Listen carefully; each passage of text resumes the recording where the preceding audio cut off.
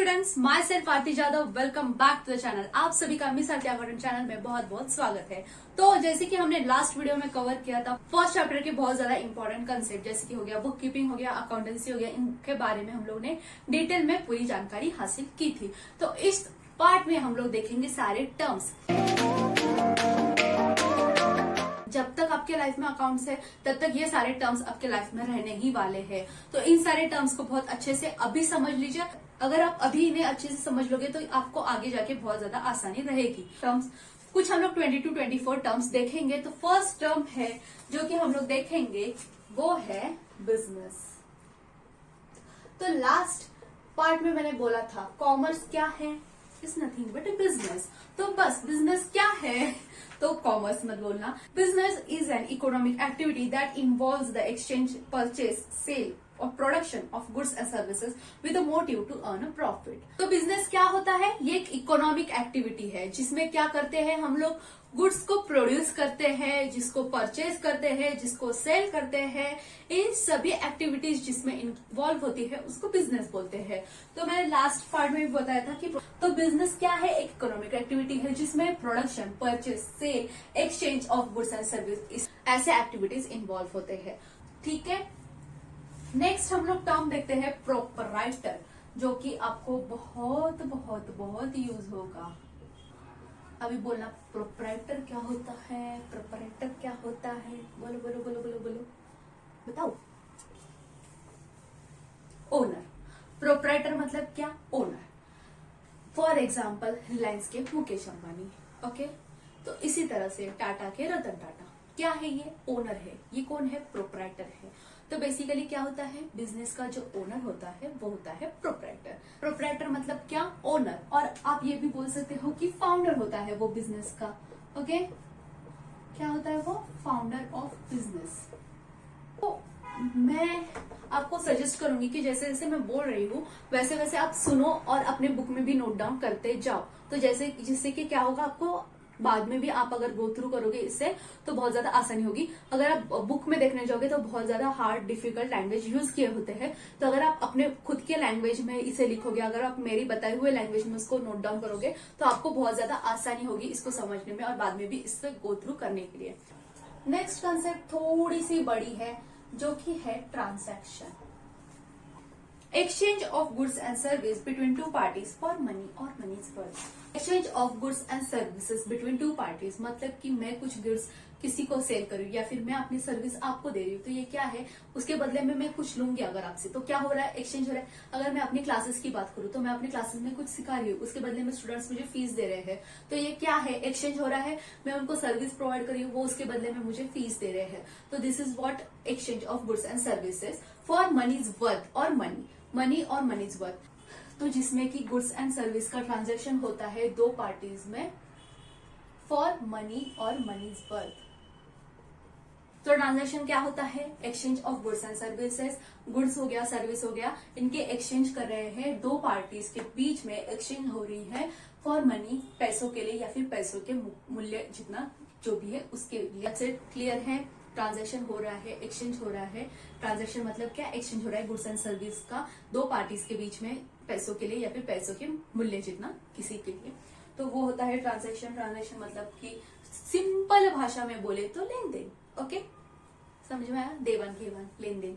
तो यही होता है ट्रांजैक्शन। जैसे कि मैंने आपको एग्जांपल दिया कि किसी चीज के बदले में एक्सचेंज हो रहा है, तो ये सारे भी टर्म्स होते हैं। तो उसमें क्या आता है? फर्स्ट क्या आता है हम लोग देखेंगे? मॉनेटरी। ओके, तो मैंने अभी क्या बोला यहाँ पर? ट्रांजैक्शन मतलब क्या होता है? एक्सचेंज होता है गुड्स और सर्विस का बिटवीन टू पार्टीज, मतलब दो पार्टीज के बीच में एक्सचेंज हो रहा है गुड्स और सर्विस का फॉर मनी, पैसों के लिए या फिर पैसों के मुकाबले, पैसे जितना जो मूल्य है उसके बदले में ये सारे ट्रांजैक्शन हो रहे हैं, ये सारे एक्सचेंज हो रहे हैं गुड्स, वो हो रहा है ट्रांजैक्शन। लेकिन क्या ट्रांजैक्शन हर ट्रांजैक्शन मनी के लिए होता है जैसे कि हमने पहले पढ़ा? तो नहीं। तो कुछ होते हैं मॉनेटरी ट्रांजेक्शन और कुछ होते हैं नॉन मॉनेटरी ट्रांजेक्शन। तो मॉनेटरी ट्रांजेक्शन में आते हैं कैश ट्रांजैक्शन और क्रेडिट ट्रांजैक्शन।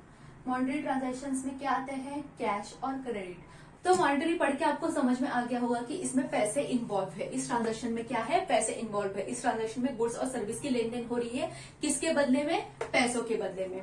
तो कुछ ट्रांजेक्शन हो गए कैश बेसिस पे, कुछ हो गए क्रेडिट बेसिस पे। आप किसी ग्रोसरी स्टोर में आपका खाता चल रहा होगा, तो आप क्या करते हो, जाके बोलते हो ये चाय पत्ती दे दो, ये शक्कर दे दो, ये दे दो, वो दे दो, खाते में लिख देना। ये क्या है, क्रेडिट ट्रांजेक्शन है। आप by the end of a month और by the end of the 2 month जो भी है आपका, उसके बाद उसको जाके पेमेंट करते हो, वो क्या है, क्रेडिट ट्रांजेक्शन है, मतलब उधारी वाला ट्रांजेक्शन है। कैश ट्रांजेक्शन मतलब क्या, जहां पर हम लोग जाते हैं और बोलते हैं एक चाय पत्ती का पैकेट देना और ये लो पैसे, ये क्या है, कैश ट्रांजेक्शन। वो मुझे गुड्स दे रहे हैं लेकिन किसके बदले में, पैसों के बदले में। वो आपको गुड्स दे रहे हैं लेकिन किसके बदले में, क्रेडिट बेसिस पे, मतलब आपको आगे जाके पैसे तो देने ही है। वो होते हैं मॉनेटरी ट्रांजेक्शन, और जिनमें पैसे इन्वॉल्व नहीं होते वो होते हैं non monetary transaction. Non monetary transaction मतलब क्या, आपने हिस्ट्री में बहुत ज्यादा ये पढ़ा होगा कि पहले के जमाने में कोई अपना सामान गेहूं देता था तो दूसरा उसको उसके चावल देता था, जब पैसे नहीं थे इस दुनिया में। तो आपको हिस्ट्री में ये पढ़ाया गया था, बार्टर सिस्टम। तो बेसिकली वही होता है नॉन मॉनेटरी ट्रांजेक्शन, एक चीज के बदले में दूसरी चीज देना, एक सर्विस के बदले में दूसरी सर्विस देना, या फिर सो ऑन। तो इसमें मॉनेटरी मतलब पैसे का कुछ भी लेन देन नहीं होता, ना कैश में होता है ना क्रेडिट में होता है। That's it. Monetary transaction, cash transaction, paid और received money immediately.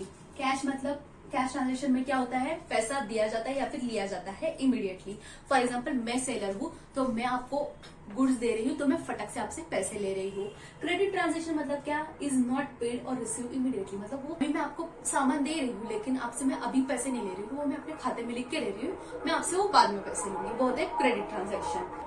Non monetary transaction मतलब क्या, do not involve exchange of money, मतलब कि इसमें मनी का कुछ भी लेन देन नहीं होता, ना आज दो, ना कल दो, ना परसों दो। ये क्या होता है, बार्टर सिस्टम, एक चीज दो एक चीज लो। ओके, समझ में आया ट्रांजेक्शन क्या होता है। आई होप आपको ये समझ में आ गया होगा। तो ये टर्म है कैपिटल। कैपिटल मतलब क्या, अमाउंट इन्वेस्टेड बाय ओनर। जो ओनर है, जो प्रोपराइटर है, जो फाउंडर है बिजनेस का, वो जो भी अपना खुद का लगा रहा है बिजनेस में, वो होता है capital. That can be a money और मनीज वर्थ, मतलब कि क्या, बिल्डिंग मैंने कोई जगह खरीदी और अपने बिजनेस में लगा दी, तो वो क्या जगह भी मैं पर्सनल यूज के लिए यूज करी हूँ, नहीं, वो मैं कंपनी के लिए यूज करी हूँ, वो बिजनेस के लिए यूज करी हूँ, तो वो बिल्डिंग क्या हो गई, कैपिटल हो गई। अगर मैंने कोई मशीनरी खरीद के बिजनेस में लगा दी तो वो क्या हो गई, कैपिटल हो गई, क्योंकि मैं अपने पर्सनल इनकम से, पर्सनल वे से उसको बाय कर रही हूँ, उसे बिजनेस में लगा रही हूँ, तो that will be a capital. मतलब कि जो भी अमाउंट इन्वेस्ट कर रहा है ओनर अपने बिजनेस में, जो भी अमाउंट इन्वेस्ट कर रहा है प्रोपराइटर अपने बिजनेस में, उसको बोला जाता है कैपिटल। अंडरस्टूड। नेक्स्ट है ड्रॉइंग। तो बिजनेसमैन, प्रोपराइटर अपने बिजनेस में जी भर के सब कुछ लगा दे रहा है, तो क्या वो कभी अपने बिजनेस में कुछ निकाल भी सकता है? हाँ बिल्कुल, बिजनेस उसका है, वो क्यों नहीं निकाल सकता, वो निकाल सकता है। जैसे कि वो बिजनेस में इन्वेस्ट कर रहा है तो उसको कैपिटल बोलते हैं, तो जब वो बिजनेस से अपने पर्सनल यूज के लिए कुछ भी निकालता है तो उसको ड्राइंग बोलते हैं। तो ड्राइंग मतलब क्या, अमाउंट ऑफ कैश और goods withdrawn bye owner from business for personal use. तो बेसिकली ड्राइंग क्या होता है, बिजनेसमैन अपने पर्सनल यूज के लिए कंपनी से कुछ निकाल रहा है, कंपनी के पास इतना इतना कैश है, 1 लाख रुपए कंपनी के पास पड़े हुए हैं, तो बिजनेसमैन जाके उसमें से 10,000 निकाल रहा है अपने खुद के बेटे के स्कूल के एडमिशन के लिए, तो वो अपने पर्सनल यूज के लिए पैसे निकाल रहा है बिजनेस से, वो क्या हो गया, ड्राइंग हो गया। फॉर एग्जाम्पल मेरा बिजनेस है चिप्स का, और मैंने उसमें से 10 पैकेट चिप्स के उठा लिए अपने आप के लिए, पिकनिक में जाने के लिए, खाने के लिए, तो वो 10 पैकेट जो मैं चिप्स के उठा रही हूँ वो क्या है, ड्राइंग है। मैं अपने पर्सनल यूज के लिए उठा रही हूँ ना, अपने बिजनेस से उठा रही हूँ और वो अपने पर्सनल यूज के लिए ले रही हूँ, तो वो क्या हो गया, ड्राइंग। जब भी प्रोपराइटर बिजनेसमैन अपने पर्सनल यूज के लिए बिजनेस से कुछ भी निकालता है, पैसे हो या गुड्स हो, तो उसे बोला जाता है ड्राइंग। तो आई होप आपको कैपिटल और ड्राइंग समझ में आ गई होगी। जब बिजनेसमैन अपना पर्सनल कुछ भी बिजनेस में लगाता है तो उसे कैपिटल बोलते हैं, जब बिजनेसमैन अपने बिजनेस से अपने पर्सनल यूज से कुछ भी लेता है तो उसे ड्राइंग बोलते हैं। Understand, clear. नेक्स्ट हम लोग देखते हैं goods. Goods items, material and consumable substance which are sold to customer. मतलब क्या, गुड्स मतलब क्या, जो भी आइटम्स है, जो भी कंज्यूमेबल थिंग्स है, जो भी सेलर अपने कस्टमर्स को बेच रहा है उसको बोला जाता है गुड्स। फॉर एग्जाम्पल एक इलेक्ट्रिसिटी की शॉप है, तो उसके पास बल्ब है, लाइट्स है, ट्यूबलाइट्स है, एक्सेट्रा एक्सेट्रा सारे सामान है, वो अपने कस्टमर्स को बेच रहा है, तो इलेक्ट्रिसिटी शॉप वाले के लिए वो सब क्या है, गुड्स है, lights, bulbs etcetera. For example उसी के बाजू में स्टेशनरी वाला भी है, उसके पास भी लाइट बल्ब्स है लगे हुए, तो क्या वो उसके गुड्स हुए? नहीं, क्या वो बेच रहा है अपने कस्टमर को, क्या वो उसका बिजनेस है बेचने का, नहीं। तो ट्यूबलाइट्स, बल्ब्स ये इलेक्ट्रिसिटी शॉप के लिए गुड्स है, वैसे ही स्टेशनरी शॉप के लिए स्केल हो गया, पट्टी हो गई, पेंसिल हो गई, पेंसिल, पेन, ये सब क्या है उसका गुड्स है। तो बिजनेसमैन जो भी सेलर है, जो भी कस्टमर्स को सेल कर रहा है गुड्स, जो भी प्रोडक्ट सेल कर रहा है, उसको क्या बोला जाता है, गुड्स। कहते हैं हम लोग डेटर्स। डेटर्स क्या है, person from whom we have to receive money. तो बहुत सिंपल लैंग्वेज में मैंने बता दिया है डेटर्स क्या होता है। Person from whom we have to receive money, मतलब जिससे हमें पैसा लेना है। डेटर मतलब क्या, जिससे हमें पैसा लेना है।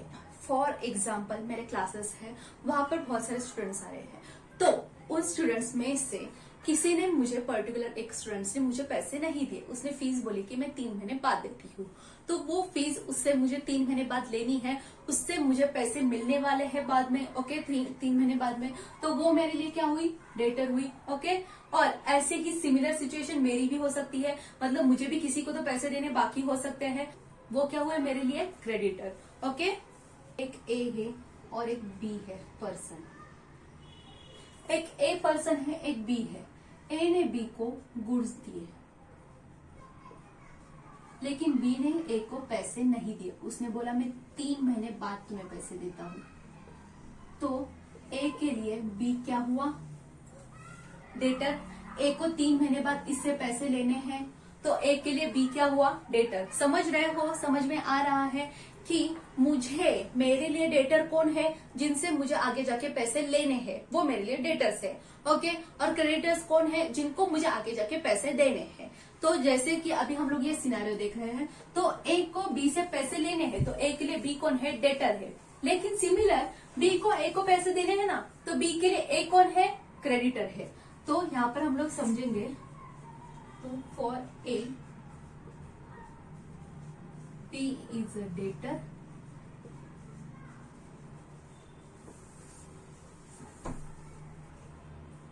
because A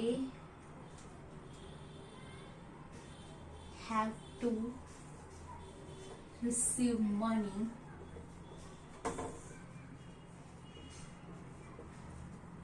from B। इसलिए क्या है, ए के लिए B is a debtor because A have to receive money from B. समझ में आया, जिनसे हमें पैसा लेना है वो हमें डेटर्स होते हैं। फॉर एग्जाम्पल हम ए है और एक सी नाम का बंदा है, हमने इससे गुड्स लिए, ओके। हमने क्या किया, इससे गुड्स लिए, लेकिन हमने इसको पैसे दिए नहीं। हमने बोला 4 महीने बाद देंगे, जा तुझे पैसे, ओके। 4 मंथ के लिए हम लोगों ने क्रेडिट पे लिया, तो 4 महीने के लिए हम लोगों ने क्या किया, इससे माल क्रेडिट पे उठाया। तो अभी हम लोगों के लिए सी क्या है, ए के लिए सी क्या है, क्रेडिटर है। समझ में आ रहा है, for A C is creditor.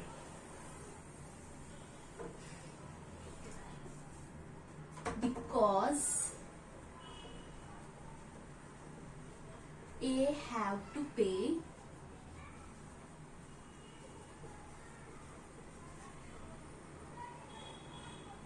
Money to C. यहाँ पर क्या था सिनेरियो, ए को बी से पैसे लेने थे, तो बी कौन हो गया, डेटर हो गया। अभी ए को सी को पेमेंट करना है, तो सी कौन हो गया, क्रेडिटर हो गया। समझ में आ रहा है, जहां से पैसा आना है वो डेटर, जहां पे पैसा देना है वो क्रेडिटर। सिंपल, इतना ही सिंपल है, तो आप बहुत इजीली समझ जाओगे।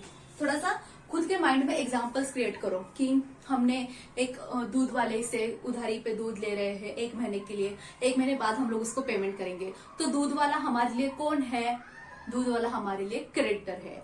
समझ में आया। इसी तरह से थोड़ा सा अपने आप में माइंड में थोड़े से एग्जांपल्स क्रिएट करो, तो आपको डेटर और क्रेडिटर में जो भी थोड़ा बहुत कंफ्यूजन है वो क्लियर हो जाएगा। तो इसी के साथ मैं अपने इस वीडियो को एंड करती हूँ। अगर आपको ये वीडियो पसंद आए तो इसे लाइक कीजिए, शेयर कीजिए इसे अपने कॉलेज फ्रेंड्स के साथ, क्लास फ्रेंड के साथ, जिनको भी ये वीडियो यूजफुल होगा उन सभी के साथ ये वीडियो शेयर कीजिए। सब्सक्राइब कीजिए मिस आद्या अकॉर्डिंग चैनल को। ऐसे ही नए नए अलग अलग वीडियोस देखते रहने के लिए आपको हर एक टॉपिक पर वीडियो मिलती रहेगी, तो सब्सक्राइब कर दीजिए फटाफट, और जो साथ ही बेल आइकन है उसे भी प्रेस कर दीजिए मेरे साथ जुड़े रहने के लिए। मैं आपको मिलती हूँ अपने नेक्स्ट वीडियो में नेक्स्ट टॉपिक के साथ। तब तक के लिए बाय बाय।